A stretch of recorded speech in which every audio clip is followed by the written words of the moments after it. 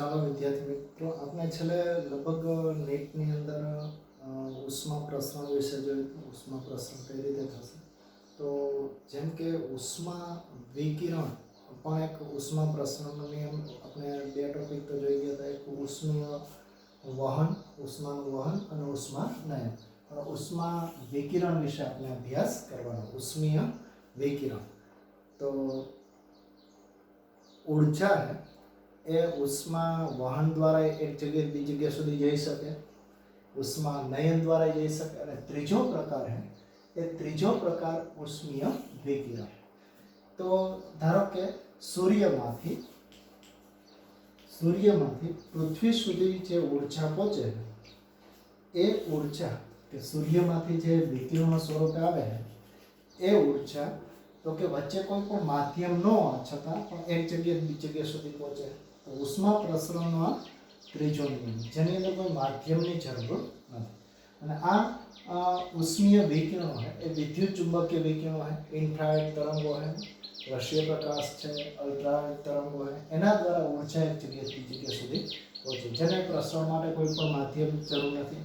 આ ઉપરાંત આ ઉષ્મા એક જગ્યાએ બીજી જગ્યા સુધી એકદમ ઝડપી ગતિ કરે, પ્રકાશની ઝડપ જેટલી ઝડપથી ગતિ કરે. આ ઉપરાંત શિયાળાની અંદર આપણે જે તાપણું કરી તો દૂર ઊભા અથવા હોળી દરમિયાન તમે ગયા હોય તો દૂર ઊભા પણ તમને વિકિરણો દ્વારા ઊર્જા મળી શકે, જે ઉષ્મા વિકિરણોને કારણે આભારી છે. તો ઉષ્મીય વિકિરણો એક જગ્યાએ બીજી જગ્યા સુધી ગતિ કરે અને એના દ્વારા ઊર્જા એક જગ્યાએ બીજી જગ્યા સુધી જઈ શકે. તો ઉષ્મીય વિકિરણો એ એક જગ્યાએથી બીજી જગ્યા સુધી જતા હોય. આ ઉપરાંત આ વિકિરણોની તીવ્રતા માપવા માટે બોલોમીટર નામનું ઇન્સ્ટ્રુમેન્ટ ઉપયોગ કરવામાં આવે, જેના દ્વારા માપી શકાય. આ ઉપરાંત જો કે આ વિકિરણો એક જગ્યાએ બીજી જગ્યા સુધી જતા હોય તો એના માટે પ્રિવોસ્ટે નિયમ આપ્યો, તો એના વિશે અભ્યાસ કરવાનો હોય કે પ્રિવોસ્ટનો નિયમ તો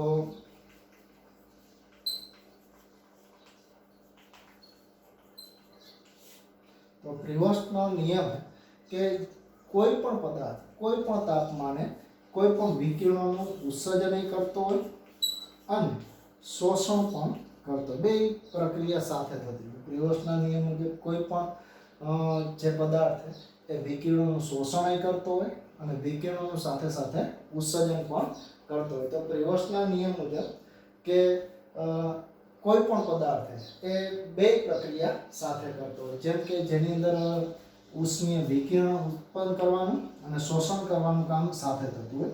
આ ઉપરાંત જો કોઈ પણ પદાર્થ શોષણનો દર ઓછો હોય અને ઉત્સર્જનનો દર વધુ હોય તો એના ટીમાં ઘટાડો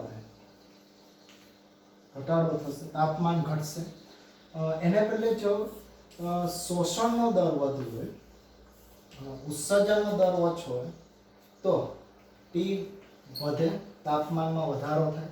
અને જો કોઈ પદાર્થનું તાપમાન પરિસરના તાપમાન જેટલું જ થઈ જાય તો જેટલું ઊર્જા શોષણ થતી હશે એટલી જ ઉત્સર્જન થતી હશે, બે દર સમાન થઈ જાય ત્યારે પદાર્થનું તાપમાન ઇક્વલ થઈ જાય. તો પ્રિવોસ્ટના નિયમ મુજબ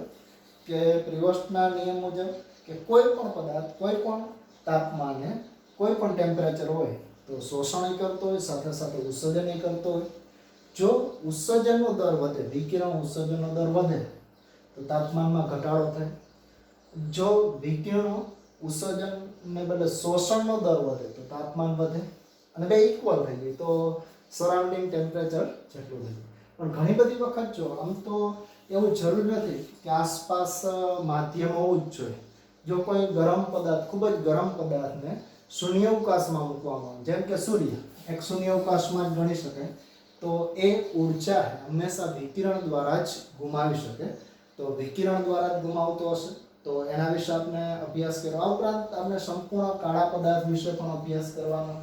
તો સંપૂર્ણ કાળા પદાર્થ માટે આપણે અભ્યાસ કરવાનો. તો સંપૂર્ણ કાળો પદાર્થ કોને કહેવાય?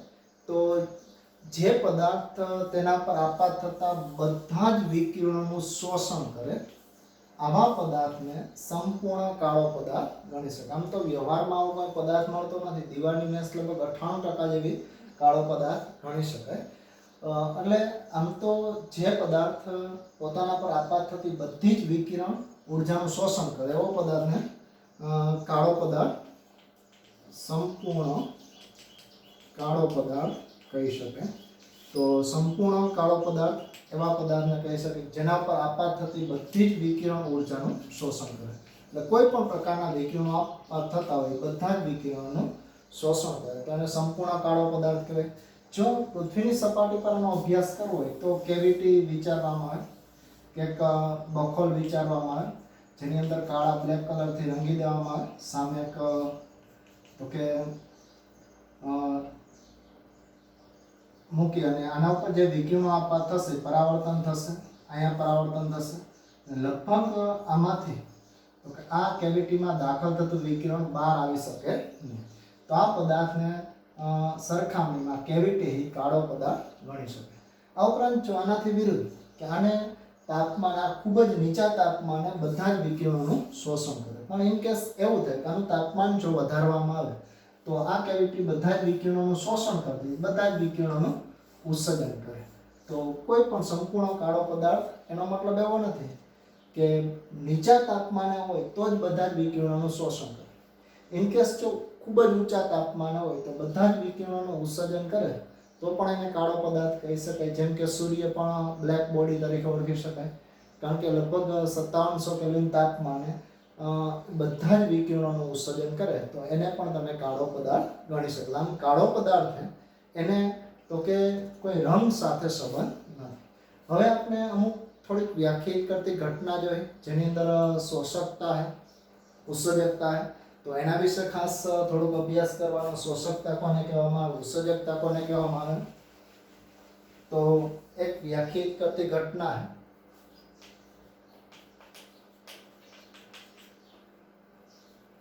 શોષકતા.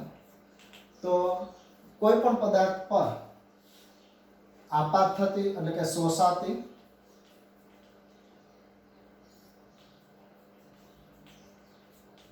વિકિરણ ઊર્જા અને આપાત થતી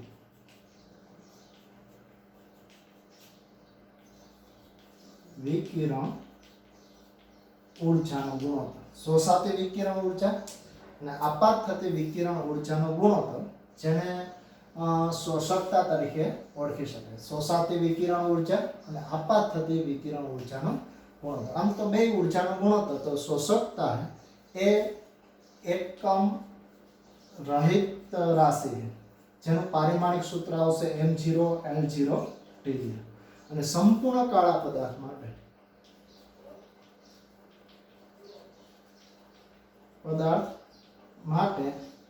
a બરાબર 1. સંપૂર્ણ કાળા પદાર્થ માટે a 1 આવશે. એની કારણ કે જેટલું વિકિરણ ઊર્જા તો કે આપાત થાય એટલી જ શોષણ થતી હોય તો એનો ગુણોત્તર 1 આવશે. તો આ એક વ્યાખ્યાયિત કરતી ઘટના है. બીજી વ્યાખ્યાયિત કરતી ઘટના है એ કુલ ઉત્સર્જન પાવર. તો કુલ ઉત્સર્જન પાવર है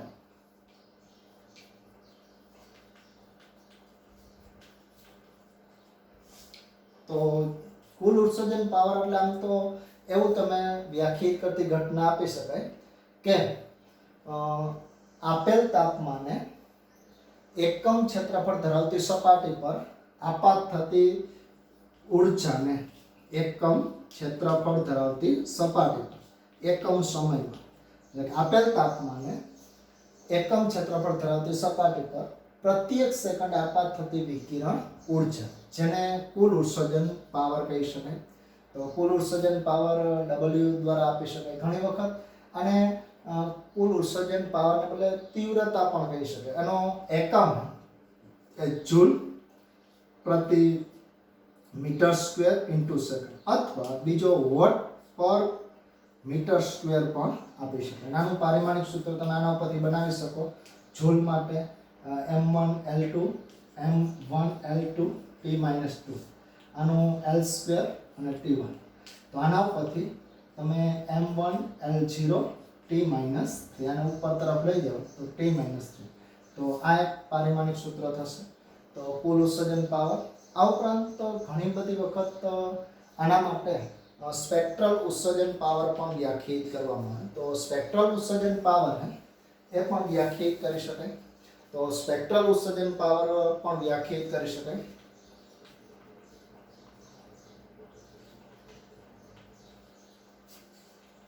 પાવર એને W લેમ્બડા વડે તરંગ લંબાઈના સંદર્ભમાં આપો તો એના દ્વારા આપી શકાય, અને આવૃત્તિના સંદર્ભમાં આપો તો ન્યુ દ્વારા પણ આપી શકાય. સ્પેક્ટ્રલ ઉત્સર્જન પાવરની અંદર થોડીક વ્યાખ્યાયિત કરતી ઘટના જુદી કે આપેલ તાપમાને એકમ ક્ષેત્રફળ ધરાવતી સપાટી પર પ્રત્યેક સેકન્ડે એકમ તરંગ લંબાઈના ગાળા દીઠ ઉત્સર્જિત થતી વિકિરણ ઊર્જાને સ્પેક્ટ્રલ ઉત્સર્જન પાવર તરીકે ઓળખવામાં આવે. તો સ્પેક્ટ્રલ ઉત્સર્જન પાવર વ્યાખ્યાયિત કરી શકાય. એટલે સ્પેક્ટ્રલ ઉત્સર્જન પાવર માટે એકમ જ આવશે, અને આને તમે આ રીતે દર્શાવી શકો. કુલ ઉત્સર્જન પાવર है સ્પેક્ટ્રલ ઉત્સર્જન પાવરના સરવાળા જેટલો. આ ઉપરાંત ચોથી વ્યાખ્યાયિત કરતી ઘટના है એ शोषकता. तो शोषकता એ વ્યાખ્યાયિત કરતી ઘટના એક આપી શકાય. તો શોષકતા એ વ્યાખ્યાયિત કરતી ઘટના કે કુલ આ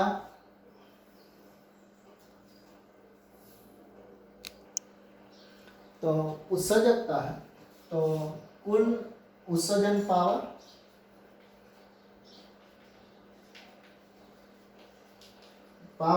અને આપેલ સંજોગોમાં કાળા અથવા સંપૂર્ણ કાળા પદાર્થ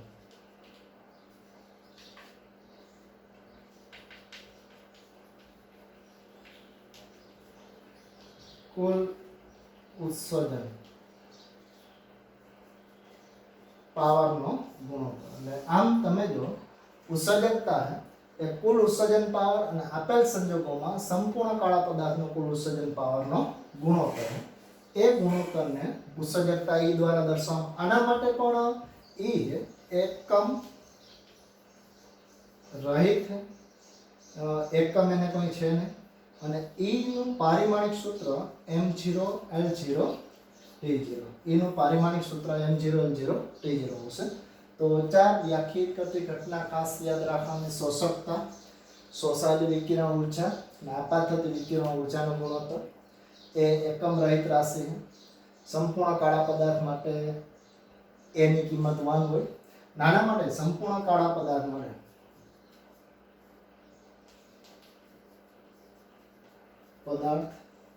માટે E બરાબર 1 લેવામાં આવે. સંપૂર્ણ કાળા પદાર્થ માટે E 1 લેવામાં આવે. કુલ ઉત્સર્જન પાવર, પછી સ્પેક્ટ્રલ ઉત્સર્જન પાવર, ઉત્સર્જકતા પણ એકમ રહિત છે, અને સંપૂર્ણ કાળા પદાર્થ માટે E 1. તો આટલી વ્યાખ્યાયિત કરતી ઘટના ખાસ યાદ રાખવાની.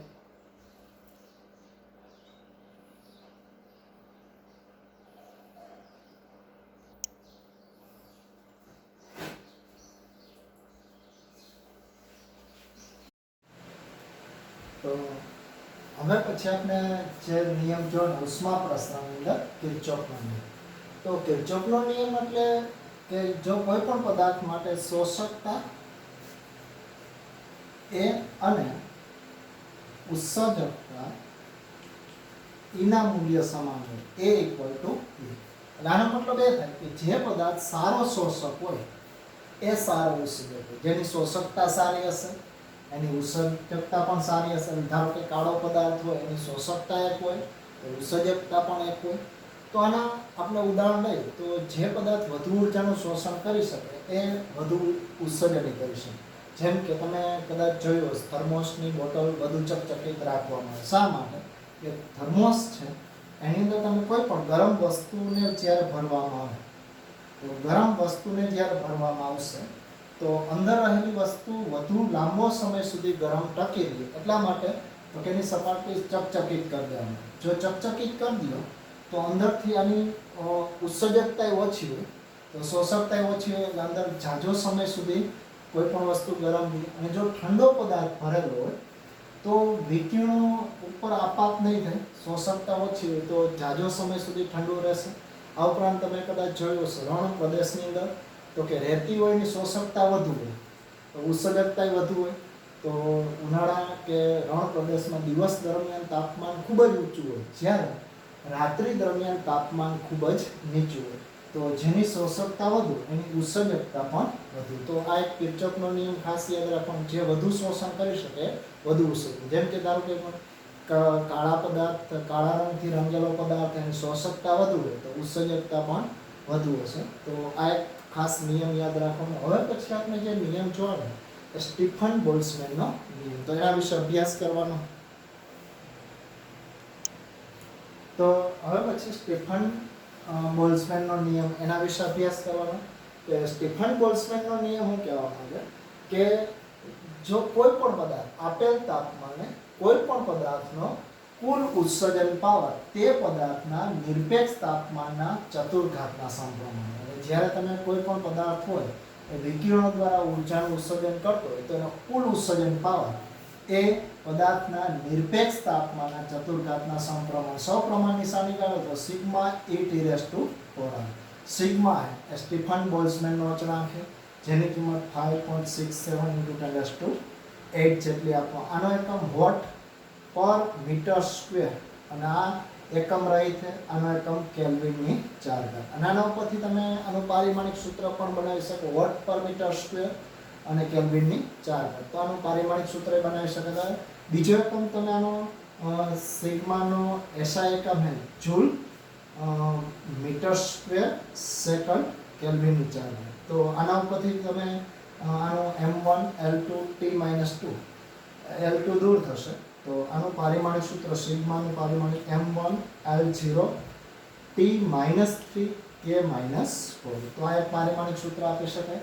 આ ઉપરાંત જો સંપૂર્ણ કાળો પદાર્થ હોય, પદાર્થ માટે E બરાબર 1 હોય તો કુલ ઉત્સર્જન પાવર સિગ્મા T⁴ આ એક સમીકરણ દ્વારા આપી શકાય. ઘણી વખત W ની જગ્યાએ Q એ T પણ આપી શકાય, સિગ્મા E⁴. જો સંપૂર્ણ કાળો પદાર્થ E1 લે તો Q બરાબર AT સિગ્મા T⁴. તો ઉત્સર્જિત થતી ઊર્જા એ ઊર્જા સમીકરણ દ્વારા આપી શકાય. અને જો કોઈ પદાર્થ એ પરિસરમાં મૂકેલી હોય તો ઉષ્મા ગુમાવવાનો દર dQ/dt બરાબર સિગ્મા A T⁴ - TS⁴ દ્વારા આપી શકાય. TS છે એ સરાઉન્ડિંગ ટેમ્પરેચર है, એટલે આસપાસનું તાપમાન है. એ પદાર્થની સપાટીનું ક્ષેત્રફળ है અને આ ઉષ્મા ગુમાવવાનો દર. Q है ઉષ્મા ઊર્જા, ઊર્જાનો ફેરફાર, સિગ્મા A T⁴ - TS⁴. તો આ એક સ્ટીફન બોલ્ટ્ઝમેનનો નિયમ આપી શકાય. તો આ એક સમીકરણ ખાસ યાદ રાખવાનું. અચળાંક, એકમ, પારિમાણિક સૂત્ર.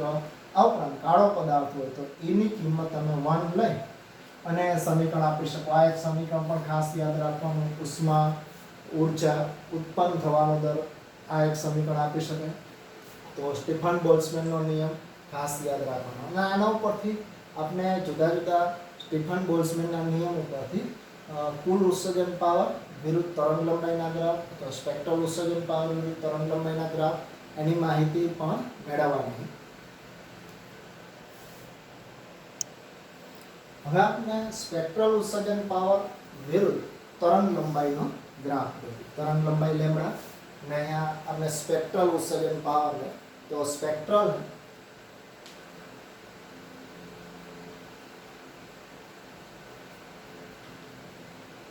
W લેમ્બડા લે તો સ્પેક્ટ્રલ ઉત્સર્જન પાવરની અંદર તો સ્પેક્ટ્રલ ઉત્સર્જન પાવર એ ઉત્સર્જન પાવર અને તરંગ લંબાઈ. તો આનો ગ્રાફ આ પ્રકારનો આપવા મળશે.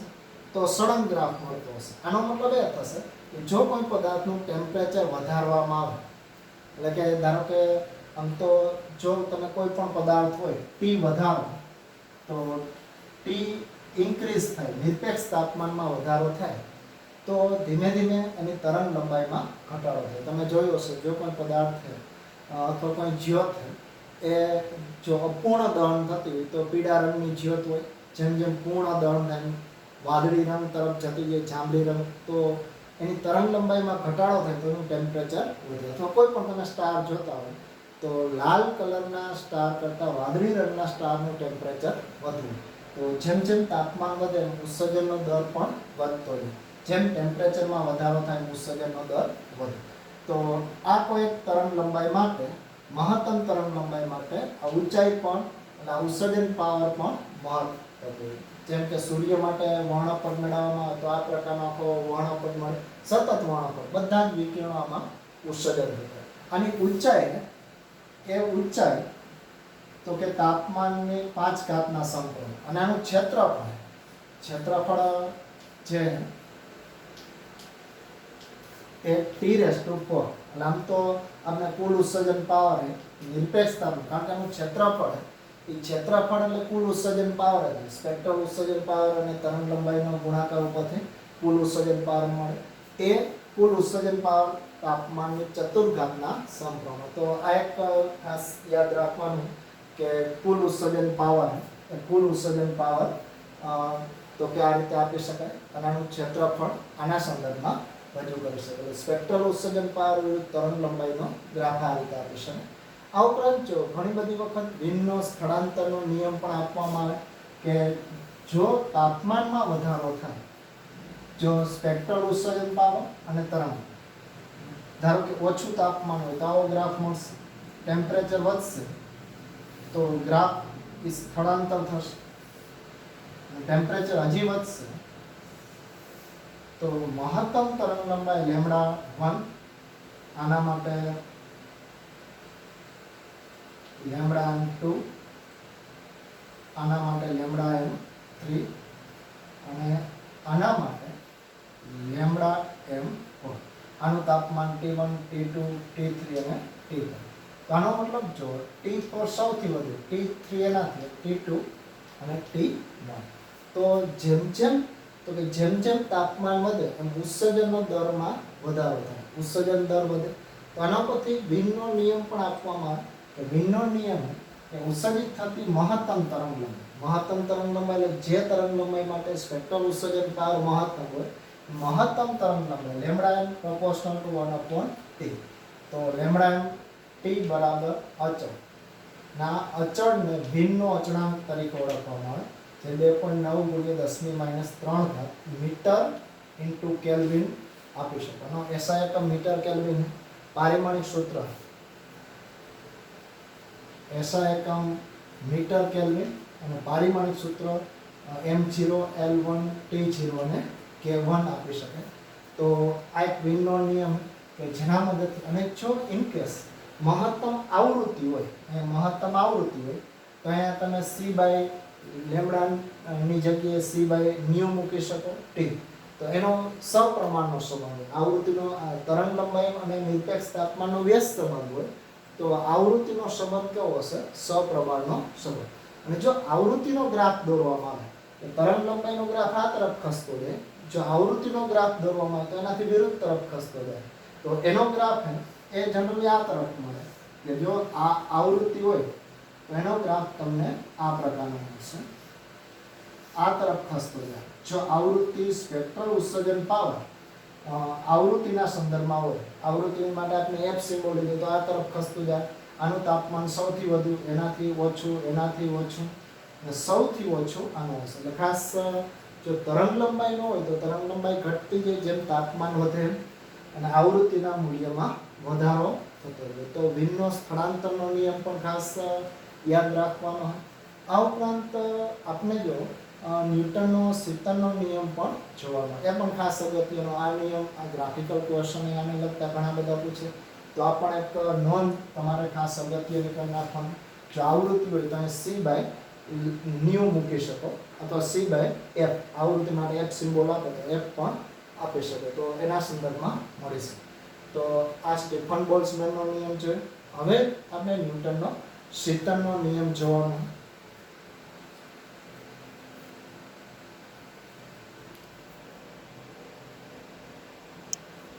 તો ન્યૂટનના શીતનના નિયમ મુજબ જો કોઈ પદાર્થ એ ઊર્જા એ ગુમાવતું હોય અને ઊર્જા ગુમાવવાનો દર એ અથવા તાપમાનમાં ઘટાડાનો દર ΔT/T is proportional to T - Ts. T TS એટલે સરાઉન્ડિંગ ટેમ્પરેચર, પરિસરનું તાપમાન, અથવા ને ઘણી વખત આમ લખવામાં delta T upon T is proportional two T minus TS. અને તમે સપ્રમાણની નિશાની મૂકો તો કે મૂકી શકાય ટી માઇનસ ટીએસ. પણ પ્રાયોગિક રીતે આનો ઉપયોગ ન્યૂટનના સૂત્રના નિયમ કોઈ પણ પદાર્થ અને વિશિષ્ટ ઉષ્મા મેળવવા માટે થઈ શકે.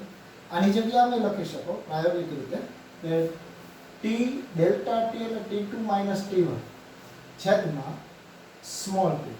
સ્મોલ ટી એટલે સમયગાળો માઇનસ કે T1 plus T2 by 2 minus Ts. તો આ સમીકરણ જ્યારે ન્યૂટનનો સૂત્રનો નિયમ લગતા ક્વેશ્ચન પૂછે તો આ સૂત્ર ખાસ ઉપયોગ કરી શકાય, જેમાં T2 એ પદાર્થનું અંતિમ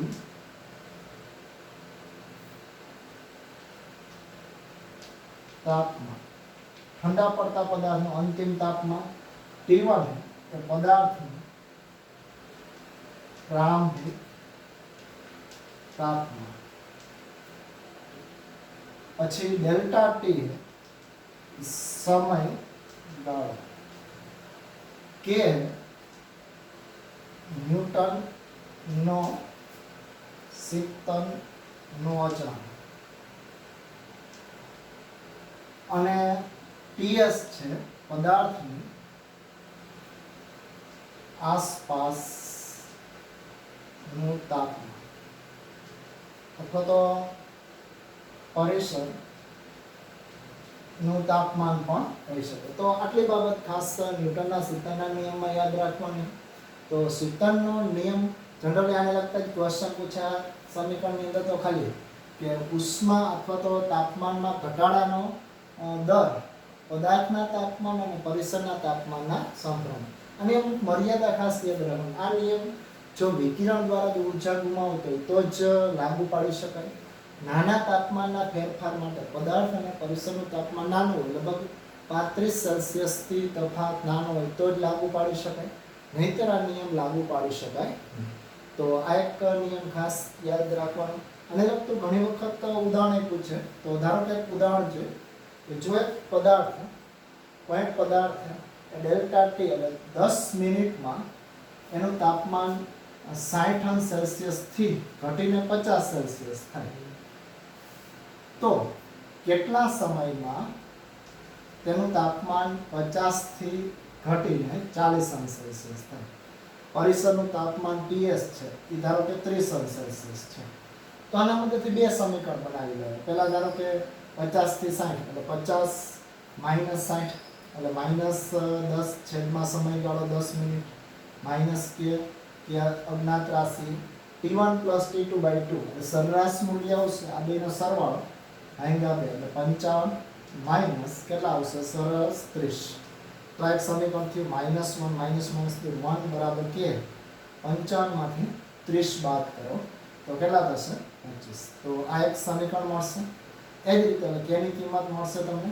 પછી બીજી વખત જો 40 થી 50 એટલે આ સમીકરણની અંદર મૂકો તો -10 સમયગાળો મેળવવાનો માઇનસ કે સરેરાશ તાપમાન કેટલો આવશે આ બેનું તો કે 45 સેલ્સિયસ માઇનસ 30.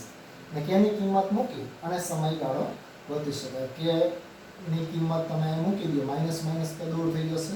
કે ની કિંમત 1/25 આની બાદબાકી કરી નાખશો કેટલા આવશે 15. તો ડેલ્ટા ટી આના મદદથી મળે 10 × 25 છેદમાં 15. તો આટલો તમને મળશે. એટલે અહીંયા 2 3 અહીંયા 2 અને 3 અને 50 છેદમાં તો કે 3 આવશે. તો એના મદદથી તમે કેલ્ક્યુલેશન કરી શકો. એટલા મિનિટ જેટલો સમય લાંબ પહેલાં ઝડપથી ઠંડુ પડશે, પછી ઠંડા પડવાનો સમયગાળો વધુ હશે. એટલે ખાસ આવો ક્વેશ્ચન પૂછે કે 60 થી 50 થવા માટે વધુ સમય લે, 50 થી 40 માટે એનાથી વધુ, 40 થી 30 સુધી ઠંડુ થાય તો એનાથી પણ વધુ સમય. 50 છેદમાં 3 તમે મૂકી અને કેલ્ક્યુલેશન કરી શકો. તો આ રીતે તમે કેલ્ક્યુલેશન કરી શકો. તો આમ તમે જો આ સમયગાળો તમને મળી શકે. તો જુદા જુદા આ રીતે કેલ્ક્યુલેશન કરી શકાય. એપ્રોક્સિમેટલી 17 સમથિંગ આવે 17 મિનિટ જેટલો સમય આપી શકાય એપ્રોક્સિમેટલી. આમ તો આ 10 છે, આ લગભગ 17 મિનિટ જેટલો આપી શકાય. તો આમ તમે જુદા જુદા ક્વેશ્ચન કરી શકો આને લગતા ક્વેશ્ચન. તો ખાસ તો તમારે જુઓ થોડાક સમીકરણો ખાસ યાદ રાખવાના. એક તો ન્યૂટનનો 70નો નિયમ હતો એ ઠીક. એ સિવાય જો આની અંદર તમારે કિર્ચોફનો નિયમ A બરાબર E, શોષકતા અને ઉત્સર્જકતાના મૂલ્ય સમાન હોય. એક નિયમ ખાસ યાદ રાખવાનો. બીજો સ્ટીફન બોલ્ટ્ઝમેનનો નિયમ W બરાબર કુલ ઉત્સર્જન T⁴ અથવા Q બરાબર A E સિગ્મા T⁴. કાળો પદાર્થ હોય તો E ની કિંમત 1 લઈ લઈએ. આ ઉપરાંત ઉત્સર્જનનો દર dQ/dt બરાબર A સિગ્મા T⁴ - Ts⁴. આ ઉપરાંત ભિન્નનો સ્થાનાંતરનો નિયમ લેમ્બડા T બરાબર અચળ. તો આ સમીકરણ અને જો આવૃત્તિના સંદર્ભમાં આવૃત્તિને આપણે F આપી તો 1c/λ T બરાબર શું આવશે? અચળ. પણ આમાં ખાસ એક ધ્યાન રાખો, T નિરપેક્ષ તાપમાન લો તફાત હોય તો તમે ગમે તે લઈ શકો. આ ત્રીજો અને આ ચોથો ન્યૂટનનો 70નો નિયમ. તો આટલી બાબત ખાસ તમારે યાદ રાખવાની આ ટોપિકમાંથી. ઉષ્મા પ્રસરણ માટેનો જે ટોપિક છે એમાંથી આટલી બાબત તમારે યાદ રાખવાની. આને લગતા જુદા જુદા ક્વેશ્ચન પૂછે તો એક ક્વેશ્ચન તમે સોલ્વ કરી શકો.